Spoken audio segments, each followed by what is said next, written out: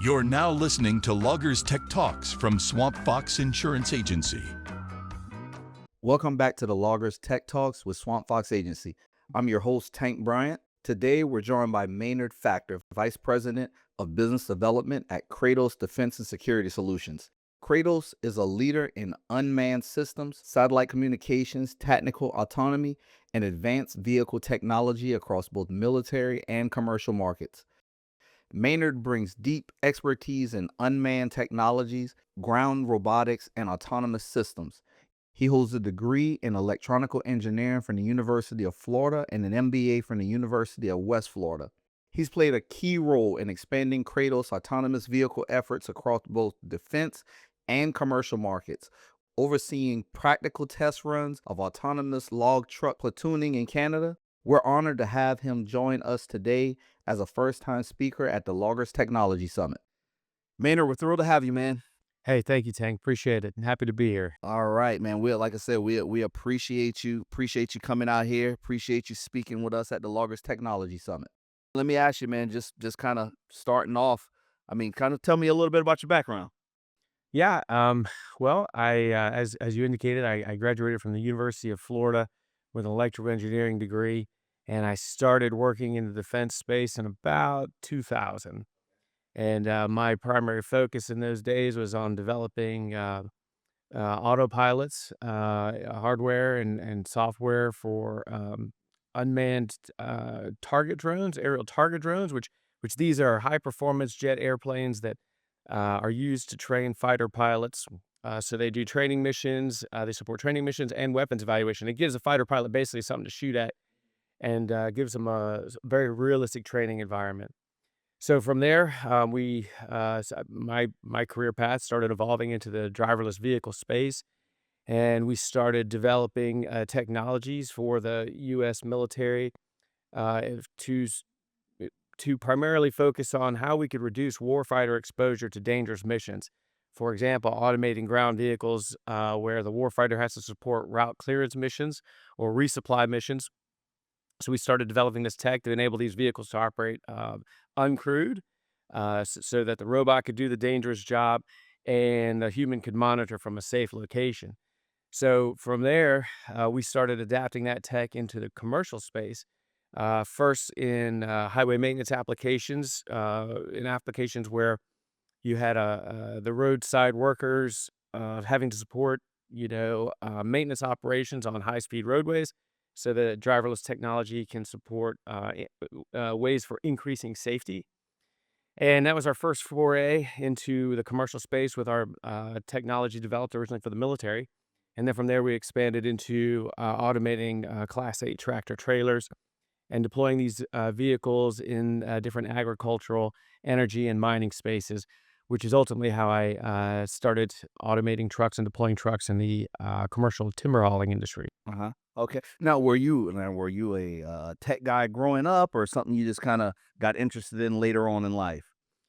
I was always a tech person growing up. I grew up in the era of MacGyver, right? Okay. So that set the stage, and I knew I was never going back from that. Okay, and that makes sense. Now you said MacGyver for the younger folks out there. MacGyver was definitely the guy that made something out of, he could make a bomb out of chewing gum Duct in a tape and a stick. Swiss Yeah. Army knife. Yeah, you got it. Okay. Now you have a vast background in development of unmanned technologies, particularly in the defense field. How and when did you see the potential for the technology to translate into the logging and trucking industries? Yeah, well, Kratos Defense in general, we are a national security focused technology and products company, right? And really what that means is we develop technology and products for traditional defense spaces, but we also look at industries that are national security adjacent, right? So supply chain security is national security, food security is national security, energy security. So all these sort of industries were on the table for developing the tech. And where our strategy sort of differs from the mainstream, what you would see as a defense contractor, is we develop dual use technologies to maximize market access. So these technologies we developed for the military, we saw immediate need and opportunity in the commercial spaces. With the highway maintenance driverless vehicles we deployed, that was our access to departments of transportation across the United States. So these are roadway authorities. We were able to develop tech in close collaboration with these agencies.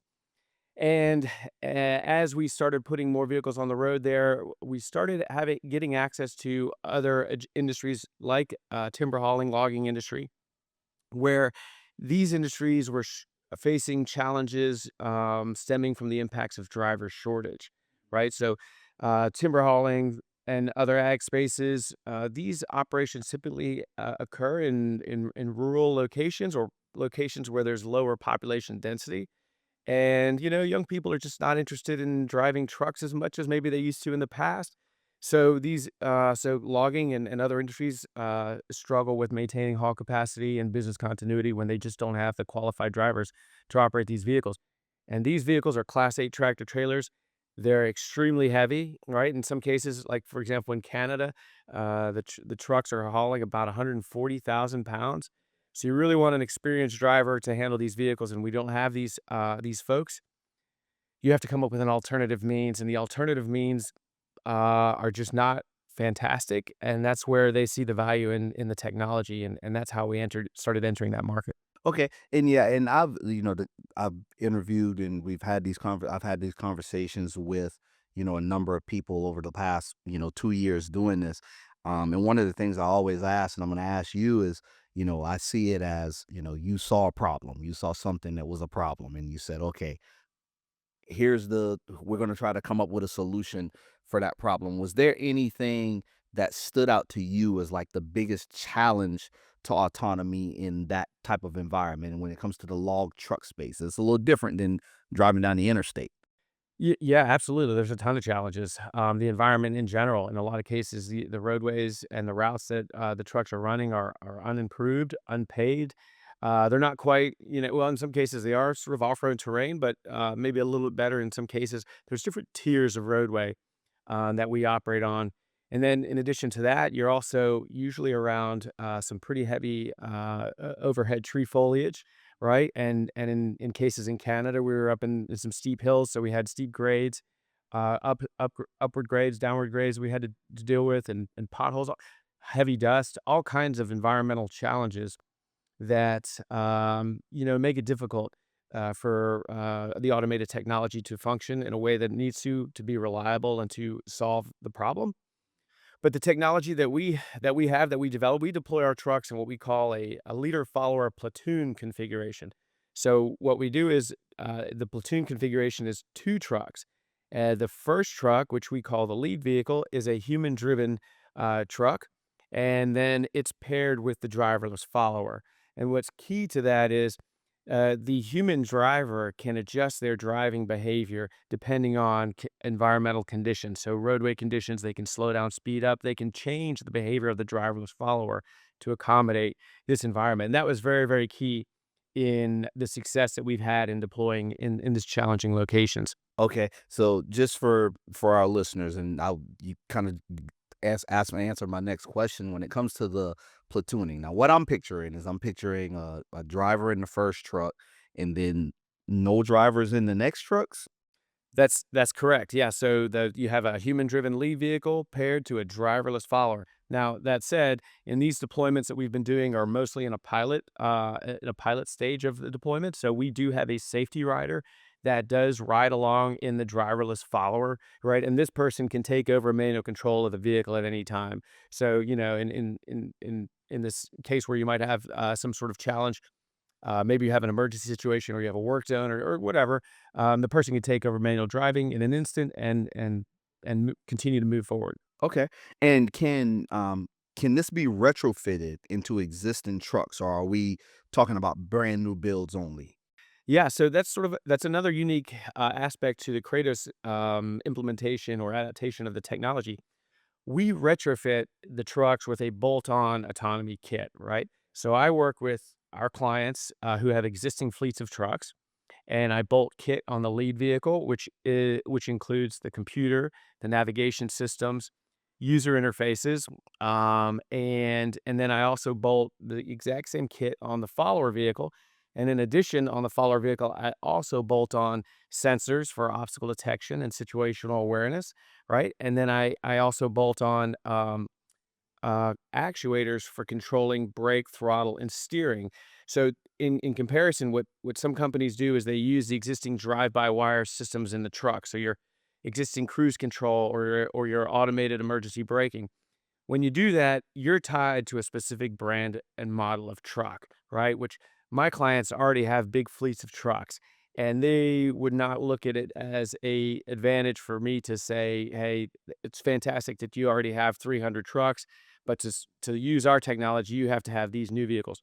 Those clients are already have teams that are trained on these vehicles, and they know how to operate them. They know how to maintenance them. Sometimes, in a lot of cases, there's specific equipment on the vehicles, and they just can't use any vehicle, that you would want to offer as a driverless. So for them, having a bolt-on automation kit where I can bolt the automated technology onto the vehicles within about 30 days is really a significant advantage to them. Okay. And now most of our listeners are going to be, in the 10 to 20 truck space. I mean, is this something that a mid-sized logging fleet should be paying attention to now, or is it a little too early for them? Now, it's something they should absolutely be paying attention to, and in some cases where we have trucks deployed, it's the legislation is not caught up with the technology, and they don't even permit the driverless vehicles on the road with nobody in it. However, the the folks that we work with are visionaries. These people are innovation focused, and they are deploying these vehicles with safety riders and within certain constraints so that they are prepared and ready to go for when the legislation catches up.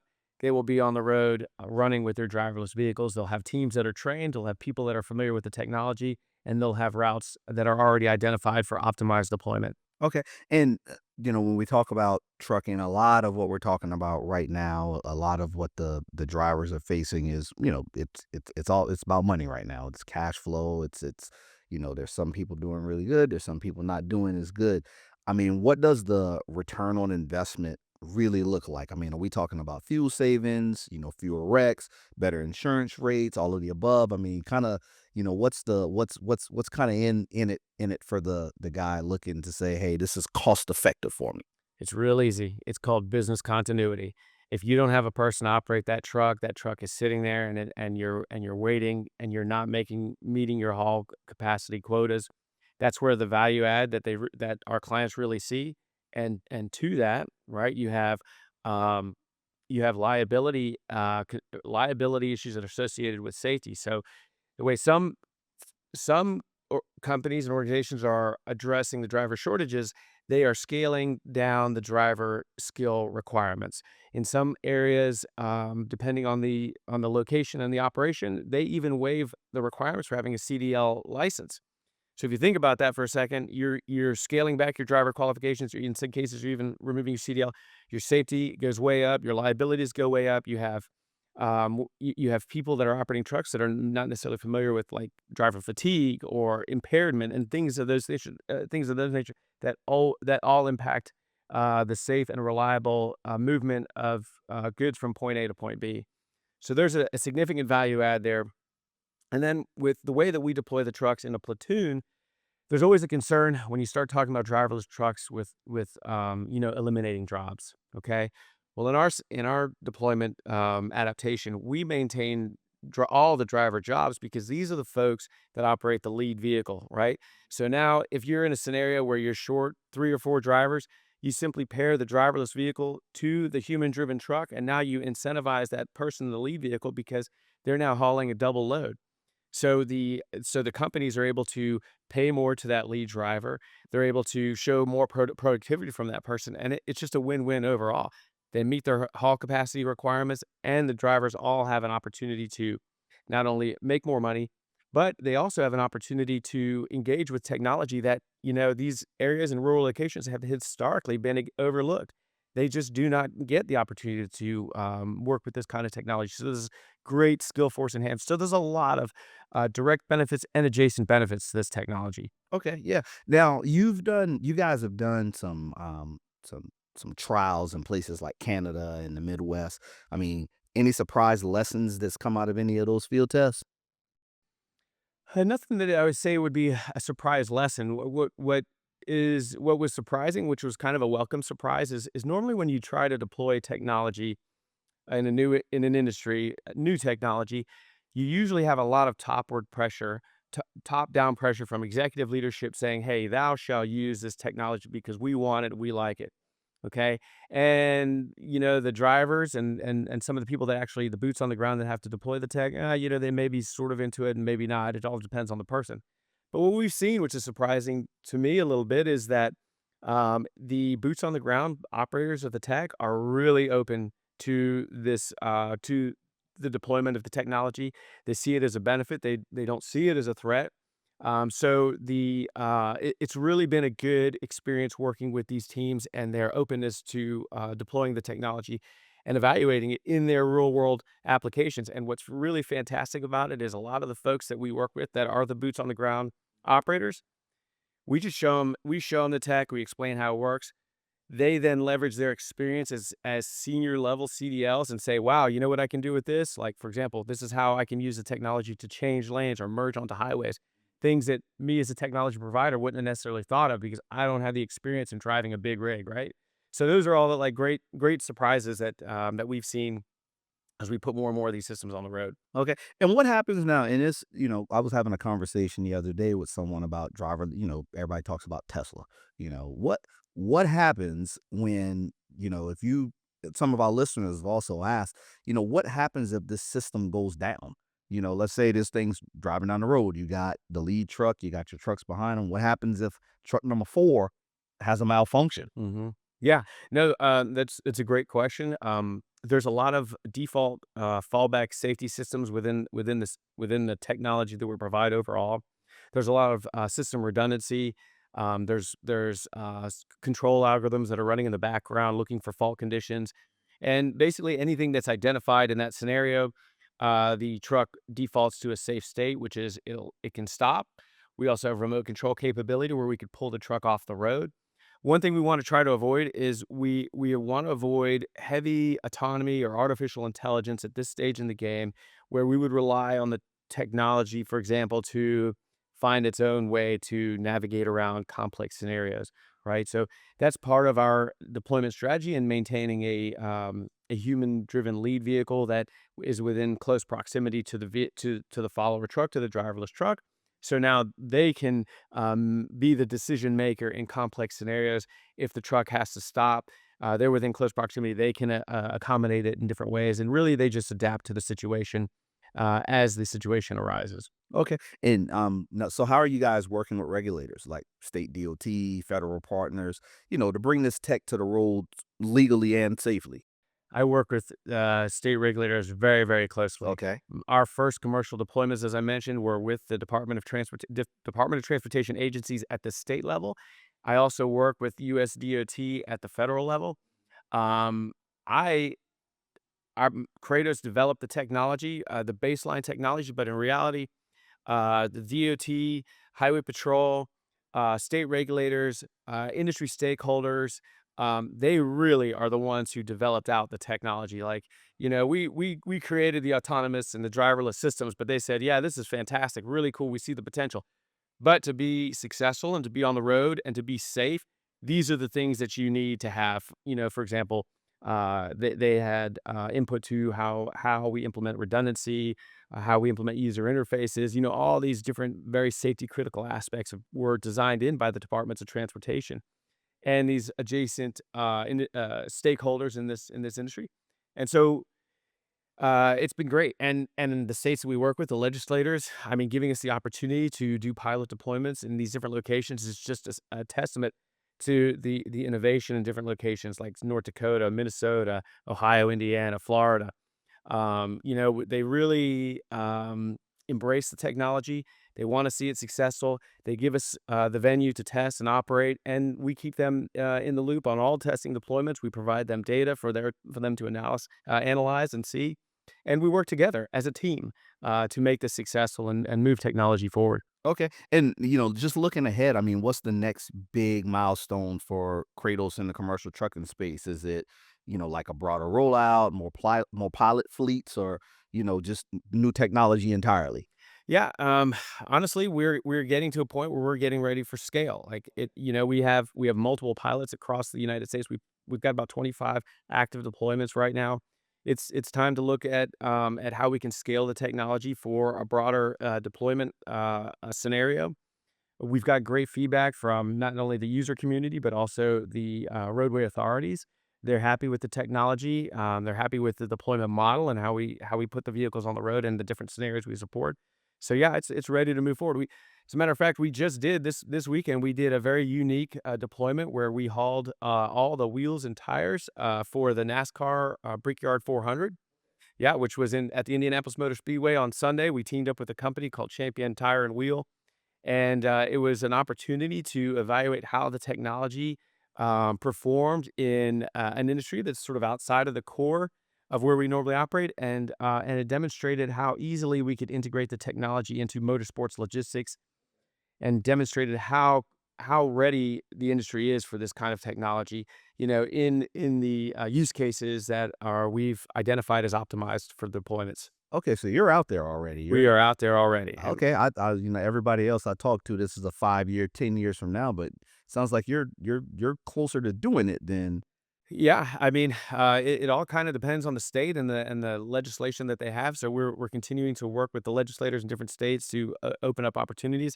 But yeah, the technology is on the road. The feedback is good on the technology as a solution, and the world is aligning to get ready for more of these deployments to be on the road soon. Okay. And, a lot of the guys in our industry, we have guys that's, been in the business for, 25 years. We have guys that, these new venture guys, they go out, they buy a truck, they start, they're ready to go. Yeah, I mean, with the technology that you guys are bringing out, I mean, if you could sit down with a fleet owner or a logger who's a little skeptical about the autonomy, because you're going to get that.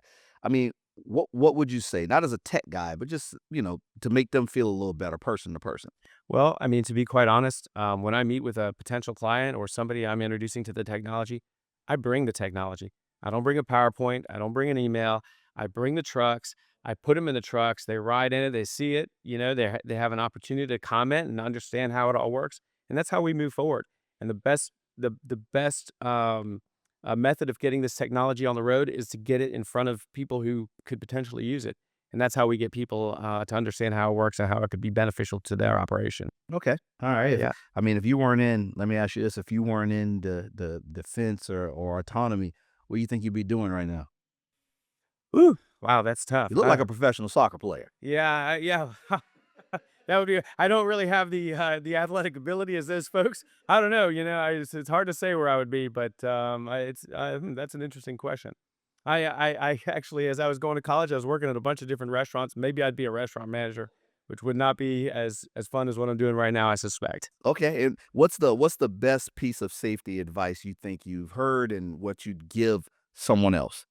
100%. The best thing I could tell people is if you have a vehicle issue, change a tire or something like that, do not sit there on the side of the road and change a tire. You can always replace a wheel. Get off to an exit, get off to a safe location and worry about it there, because I've seen too many incidences. And I'm not talking driverless tech, I'm talking in general. Roadways are challenging environments. Stay off the road. That makes sense. That makes sense. And, in closing, man, one word that you think describes the future of trucking. Uh, Phenomenal. Phenomenal. Yeah. Okay. I like the optimism, man. We're here. It's We're gonna here be big. for it. We're here for it. Well, listen, Maynard, I appreciate you coming in and speaking with me. We definitely appreciate you coming in and talking to us at the summit this weekend. I hope you have a great weekend and enjoy Auburn. I know you said you're a Florida guy, but in enemy territory a little bit. But we'll get used to the tiger paws on the street. Yeah, yeah. No worries, no worries. I enjoy Auburn quite a bit. Thank All you, right. Tank. I appreciate the time. All right. Thank you, sir. Hmm. All right. This episode was recorded live at the Loggers Technology Summit. The summit, proudly sponsored by Swamp Fox Agency, brings leaders across the forestry and trucking industries together to drive the future of innovation, safety, and technology and explore what's next. Thanks for listening. Be sure to hit that follow button on YouTube for more great content from Swamp Fox Insurance Agency.